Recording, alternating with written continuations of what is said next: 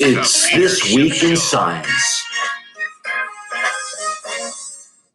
All right, this week is about modeling waves through mediums. The two mediums we'll be talking about, Earth and air primarily. One of the topics we'll be talking about are seismic waves, and the other topic will be sound waves. Now, sound waves don't have to travel through air, but we're humans, and that's how we typically think about it. So I have made a slideshow.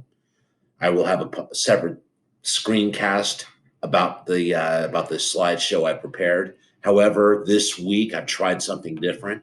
I also placed the STEMscopedia textbook side by side. The idea is that you're going to read the book and you're going to look at the slides and you're going to cohesively put together your notes for the week. You're going to build upon that on the next day. That's Monday's lesson. Tuesday's lesson, you're going to watch some videos.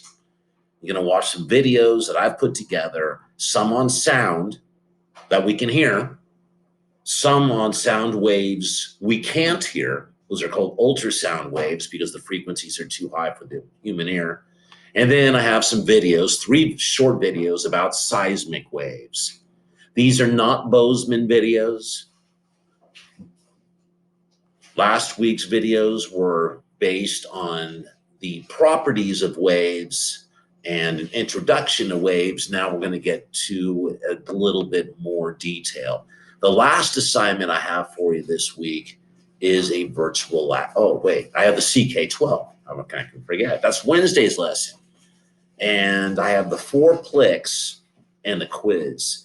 I've decided not to put any more practices simply because I cannot change those questions. And the mere fact that I figured out how to cherry pick my own questions for those quizzes kind of means that it takes that onus away. So I will try to to make sure, at least in most times, that might be enough. So to kind of cut back for our last 3 weeks, just expect I'll be putting Plixes and a quiz. Now remember, this quiz directly correlates to the notes from the prior class and hopefully the video questions as well. All right, so this should be Wednesday's lesson, CK12 quiz and 3 Plixes. Be honest with you, this shouldn't take you that long. So if you're falling behind, this would be the day to do it. You might want to jump right in your virtual lab on that day. I've called the virtual lab Thursday and Friday. You don't have to wait. You may not want to. A lot of fun. All right, this time you're going to make a copy of this document right here. You're going to make a copy of this document, and then you're going to answer the questions with different color fonts. Now for this, it's nice. I've actually put the red font in here for you already. That way we don't have to mess around. All right, so which state is the epicenter located in? This is a virtual lab, not from our own textbook publisher. I have to admit, I found this one online. This is earthquakes. Now, if you get this thing like this, it says not secure, and it says it's blocked. Remember, you hit this. I saved this just for us right now. Let me move me up here. Let's move me right up there. I'm kind of not looking up. All right, so what am I? Oh, I was going to hit this thing. Okay, not secure. And then I'm going to hit allow. All right, that's when I do this. All right, I'm going to hit allow. Man, this is a treat. What a great lab this is. It used to, oh, geez, turn this thing down. First thing to do is turn down the volume. Oh, well, too late. I can't figure out how to do it. All right.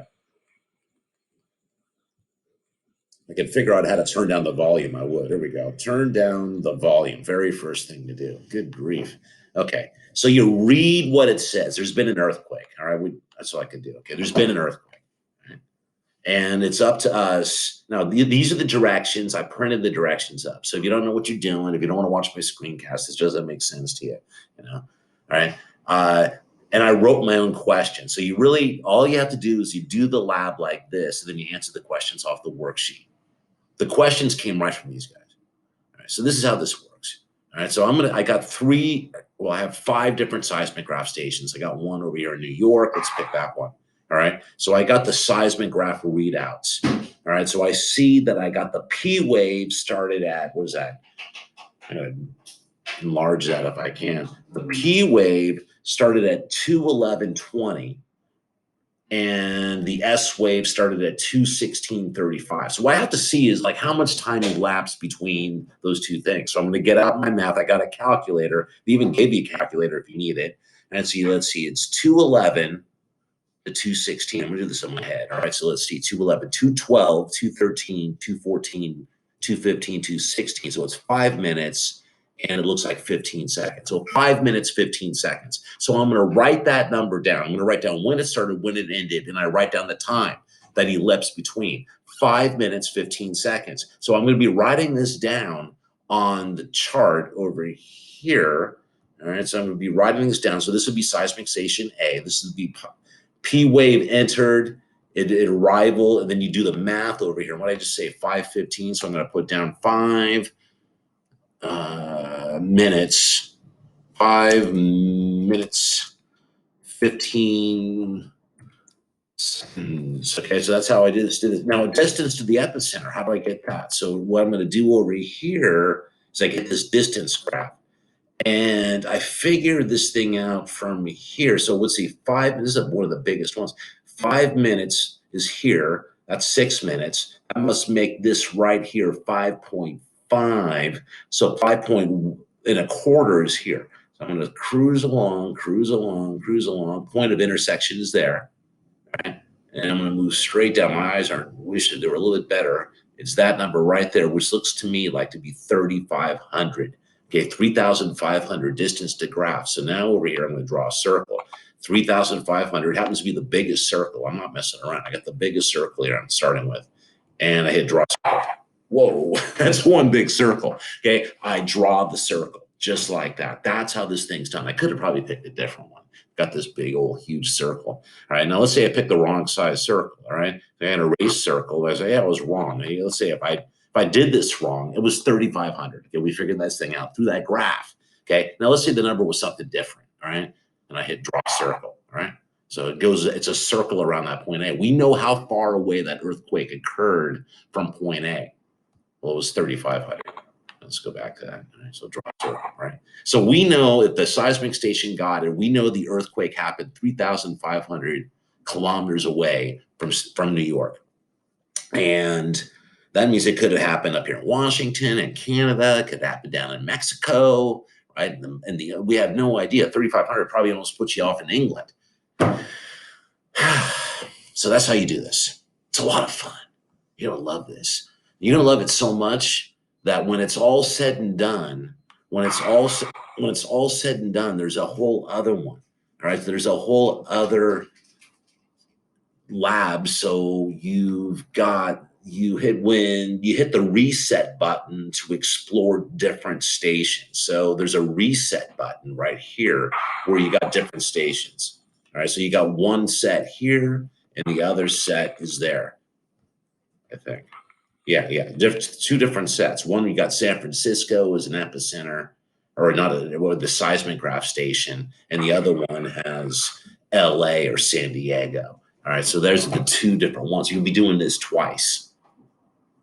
Remember, you use the distance graph. All right, so you find out, the first thing you do is you find the time difference between the S wave and the P wave. And we'll do a different one right now, just for kicks. I'll do San Diego, right? So let's go distance graph. Whoops, not distance graph. So I got the San Diego. Okay. Oh, here it comes. All right. So I see when the P wave came, which is that 2:18:20. All right. So 4:18. What I can't read. 4:18:20. So that's 4 p.m. So that's 4:18 p.m. and 20 seconds. All right. So a little after school started. And then this is when the S wave came. And this is I can't read this.